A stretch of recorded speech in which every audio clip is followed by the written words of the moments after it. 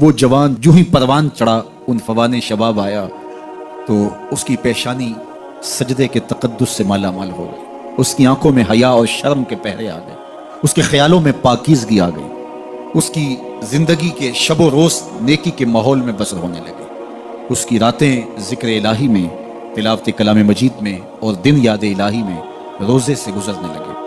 وہ جوان جس کی جوانی اللہ کی عبادت میں گزری، کیونکہ جوانی اگر عبادت میں گزر گئی تو بڑھاپا تو پر نور ہے ہی ہے۔ سب سے مشکل مرحلہ زندگی کا جوانی کا ہے۔ شیطان زیادہ ورغلاتا ہے کسی شخص کو جب وہ جوانی کے مرحلوں سے گزر رہا ہوتا ہے۔ تو جس کی جوانی خیریت کے ساتھ گزر گئی اور اس نے اپنی جوانی کے تقدس کو محفوظ رکھ کے منزل تک پہنچا لیا، اپنی عصمت کے جوہر کی حفاظت کی، اپنی آبرو کو لٹنے نہیں دیا،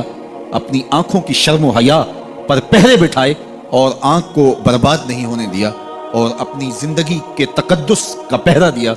تو جو جوان اپنی جوانی کو خیریت کے ساتھ گزار گیا۔ کسی نے کہا تھا نا، کتاب زیست کا ایک اور باب ختم ہوا، شباب ختم ہوا، ایک عذاب ختم ہوا۔ جوانی جس کی منزل تک پہنچ گئی خیریت کے ساتھ، عافیت کے سائے میں، مشکل تو بڑا ہے جوانی کو منزل تک لے جانا، خیریت کے ساتھ، داغدار نہ ہونے دینا،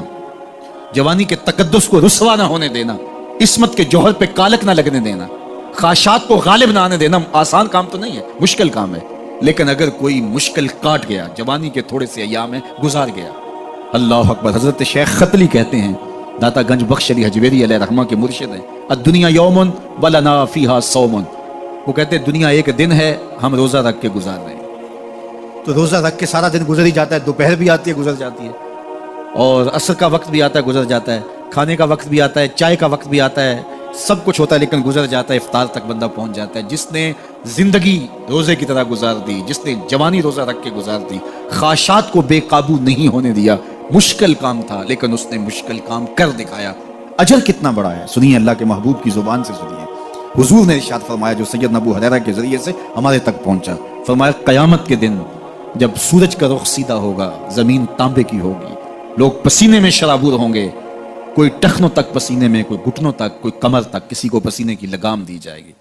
اور وہ پسینہ ایسے نہیں ہوگا جس طرح یہ پسینہ ہے، اتنا گرم ہوگا۔ ابن رجب حنبلی کہتے ہیں اس پسینے کا ایک قطرہ اگر احد پہاڑ پہ ڈال دیا جائے تو وہ پگھل جائے، اتنا گرم ہوگا، بدبودار اتنا ہوگا، ایک قطرہ دنیا پہ ڈال دیا جائے، انسان کیا جانوروں کے دماغ بھی پھٹ جائے، اس پسینے میں لوگ شرابور ہوں گے۔ لیکن جس نے اپنی جوانی کو عافیت سے گزارا ہوگا، کل قیامت کے دن جب کوئی سایہ نہیں ہوگا، اللہ اس جوان پر اپنے عرش کا ٹھنڈا سایہ عطا فرمائے۔ وہ شخص جس کو کسی عورت نے دعوت گناہ دی اور وہ صاحب منصب تھی، صاحب جمال تھی، اور اس نے یہ کہہ کے یہ خواہش، یہ آرزو مسترد کر دی، انی خاف اللہ۔ اسی طرح کوئی عورت ہے تو اس نے اپنے تقدس کی حفاظت کی، اپنی آبرو پہ پہرا دیا اور کسی پیشکش کو ٹھکرا دیا، تو فرمایا قیامت کے دن جب کوئی سایہ نہیں ہوگا، اللہ اسے بھی اپنے عرش کا ٹھنڈا سایہ دے گا۔ کیسا سخت دن ہوگا، اور وہ کس اعزاز میں ہوگا، کس تکریم میں ہوگا۔ یہ تو 4 دن 10-20 سال ہیں، اور وہ 50,000 سال کا ایک دن۔ پھر اس کو اللہ کا شکر ادا کرنا ہوگا کہ اللہ تو نے کتنا کرم کیا میرے اوپر کہ میری جوانی خیریت اور عافیت سے گزری، اور آج اس کا تو کتنا بہتر صلہ مجھ کو دے دیا۔ تمام انبیاء کی طرف سے جو ماضی میں گزرے ہیں، ایک ضرب المثل کے طور پہ بات موجود ہے، اور یہ بات میرے اور آپ کے آقا مولا نے ہمیں پہنچائی، اور وہ یہ کہ اذا لم تستحی فاصنع ما شئت، جب تیرے میں حیا باقی نہ رہے تو جو چاہے کر۔ کیونکہ حیا مانے ہوگا نا یہ بڑا ہے، حیا مانے ہوگا کہ یہ ماں ہے اور یہ بات میں نے نہیں کہنی، حیا روکے گا کہ یہ باپ ہے، اس کے سامنے یہ کام نہیں کرنا، حیا روکے گا کہ یہ میرے رسول صلی اللہ علیہ وسلم کی طرف سے ممانعت ہے اور میں حضور علیہ السلام کا سامنا کل قیامت کے دن کرنا ہے، حیا روکے گا کہ یہ میرے رب کا فرمان ہے اور کیا میرا اللہ مجھے دیکھ نہیں رہا۔ حیا ہے تو گناہوں سے خود بخود روکو گے، کوئی کیمرہ نہیں تو پھر بھی رک جاؤ گے، کوئی سیکورٹی نہیں تو پھر بھی رک جاؤ گے، کوئی واچ نہیں کر رہا پھر بھی رکو گے، بند کمرے میں بھی رکو گے، اپنے رب سے حیا کرو۔ لیکن اگر رب سے حیا نہیں ہوگا، اس کے رسول سے حیا نہیں ہوگا، تو پھر جو مرضی کرو، پھر تمہیں نہ کوئی کیمرہ روک سکتا ہے، نہ باپ روک سکتا ہے، نہ ماں روک سکتی ہے، نہ بڑا بھائی روک سکتا ہے، کوئی نہیں روک سکتا تمہیں جب تمہارے اندر حیا نہیں۔ حیا ہوگا تو پھر گناہوں سے خود بخود بچتے چلے جاؤ گے، برے اعمال سے بچتے چلے جاؤ گے، بد اخلاقی سے بچو گے، زبان سے جملہ نکالنے سے قبل سوچو گے کہ یہ جملہ مناسب نہیں ہے تو میں اس کو کبھی بھی نہیں بول سکتا، اس لیے کہ حیا مانے ہو جائے گا اور طبیعتوں کے اندر ایک نور پیدا ہوتا چلا جائے گا، اور یہ پردہ جب اٹھ گیا اور یہ ڈر جب ختم ہو گیا تو پھر راستے صاف ہو جاتے ہیں، جو مرضی کرتا ہو کوئی پرواہ نہیں ہوتی ہے۔ مدینہ المنورہ میں صحابہ تشریف فرما تھے کہ ایک خاتون گزری، سیاہ رنگت حبشی نژاد، تو ایک صحابی فرمانے لگے اگر جنتی خاتون دیکھنی ہے تو یہ خاتون ہے۔ تو پوچھا کہ یہ کیسے؟ کہا ایک دن یہ خاتون حضور کے پاس آئی اور اس نے کہا حضور مجھے مرگی کے دورے پڑتے ہیں تو میرے لیے دعا کر دیجیے کہ اس مرض سے مجھے نجات ملے۔ تو آقا کریم علیہ السلام نے فرمایا اگر تم کہو تو میں دعا کر دیتا ہوں اور یہ دورے تمہیں نہیں پڑیں گے، اور اگر تم ان پہ صبر کر لو تو میں تمہیں جنت کا وعدہ دوں۔ اب تمہارے ہاتھ میں ہے، جو چاہو کر۔ اس خاتون نے بغیر تأمل کے کہا مجھے جنت والا وعدہ قبول ہے، دورے پڑتے رہے کوئی بات، مجھے جنت والا وعدہ قبول ہے،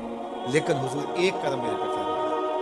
وہ یہ کہ جب مجھے دورہ پڑتا ہے تو میں گر پڑتا ہوں، تو گر جانے کی وجہ سے سطر کا خیال نہیں رہتا، ظاہر ہے بے ہوشی ہو جاتی ہے، تو میرے پہ یہ کرم فرمائیے، دعا کیجئے جب میں گروں تو اللہ میرے سطر کی حفاظت کرے۔ تو حضور نے یہ دعا کر دی۔ اب وہ گرتی تھی لیکن اس کا سطر نہیں کھلتا تھا، اللہ اکبر۔ تو اس کو کتنا خیال تھا اپنے پردے کا، کتنا خیال تھا اپنے سطر کا۔ یہ جمال ہے عورت کا، عورت مستور ہے، عورت کو عورت کہا جاتا ہے، مستور سطر سے ہے، یہ پردے کی چیز ہے۔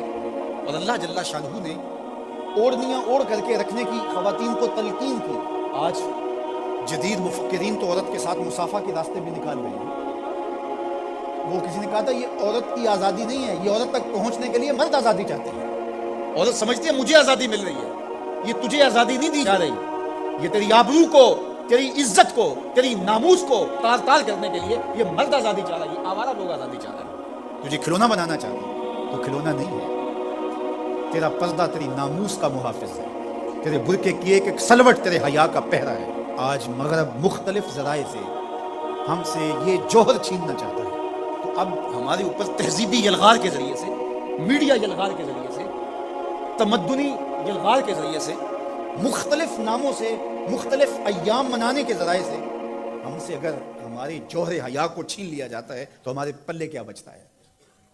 کیا ہم گو کوڑا قوم ہے کہ جو کوئی لے کے آئے اور اسی کے پیچھے چل پڑے؟ کیا ہمیں نہیں پتا کہ ہم کون ہیں؟ ہماری بھی کوئی بنیاد ہے، ہماری کوئی ساکھ ہے، ہمارے اباء و اجداد ہیں، ہمارے اوپر کتاب اتری ہے، ہمارے آقا نبیوں کے امام ہیں، ہمیں پورا کامل اکمل دین دیا گیا ہے۔ کیا ہم وسیع ظرفی کے نام سے، روشن خیالی کے نام سے سب کچھ اختیار کر لیں گے؟ یا ہمیں سوچنا پڑے گا کہ ہمارے دین کی شناخت کیا ہے؟ تو میرے حضور نے فرمایا ہر دین کی ایک الگ شناخت، الگ پہچان اور نمایاں نشان و علامت ہوتی ہے۔ اسلام کی وہ نمایاں علامت حیا ہے۔ اگر حیا ہے تو دین ہے، اگر حیا نہیں ہے تو دین نہیں ہے۔ تو اللہ ہمیں حیا کے نور سے مالا مال کرے، ہماری نسل نو کی بالخصوص حفاظت کرے، ہماری بیٹیوں، بہنوں اور مستورات اسلام بناتے دین کی اللہ خاص طور پہ حفاظت فرمائے، آنکھوں میں شرم اور حیا کے نور کو پیدا کرے، اور ہمارے باطن بھی حیا کے نور سے مالا مال